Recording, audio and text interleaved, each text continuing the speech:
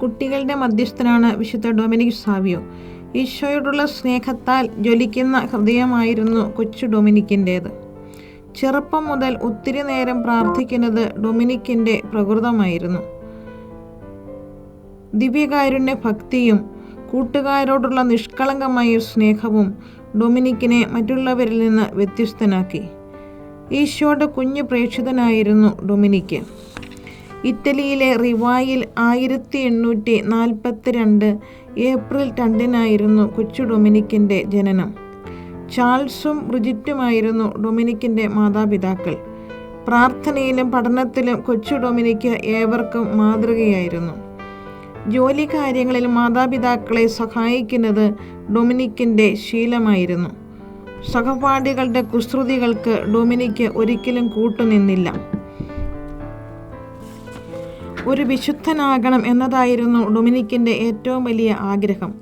പഠിക്കേണ്ട സമയത്ത് പഠിക്കും, കളിക്കേണ്ട സമയത്ത് കളിക്കും, ജോലി ചെയ്യേണ്ട സമയത്ത് ജോലി ചെയ്യും. ഇതായിരുന്നു ഡൊമിനിക്കിൻ്റെ ശൈലി.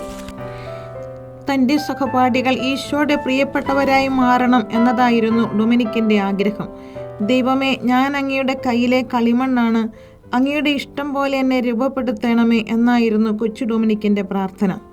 തന്നെ വേദനിപ്പിച്ചവരോട് ക്ഷമിക്കുകയും അവർക്ക് വേണ്ടി ഡൊമിനിക്ക് പ്രാർത്ഥിക്കുകയും ചെയ്തിരുന്നു. ഈശോയുടെ അതിരുകളില്ലാത്ത സ്നേഹമാണ് ഡൊമിനിക്കിലൂടെ കരകവിഞ്ഞൊഴുകിയത്. 5 വയസ്സുള്ളപ്പോൾ മുതൽ ദേവാലയത്തിൽ പോയിരുന്ന ഡൊമിനിക്കിന് മഞ്ഞും മഴയും ഒരു തടസ്സമായിരുന്നില്ല.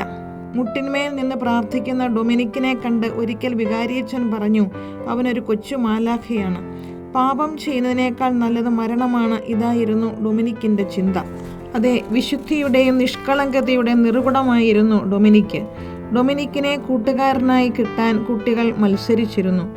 ഒരിക്കൽ ക്ലാസ്സിലെ ഒരു കുട്ടി ജനാലയുടെ ചില്ല് എറിഞ്ഞുടച്ചു.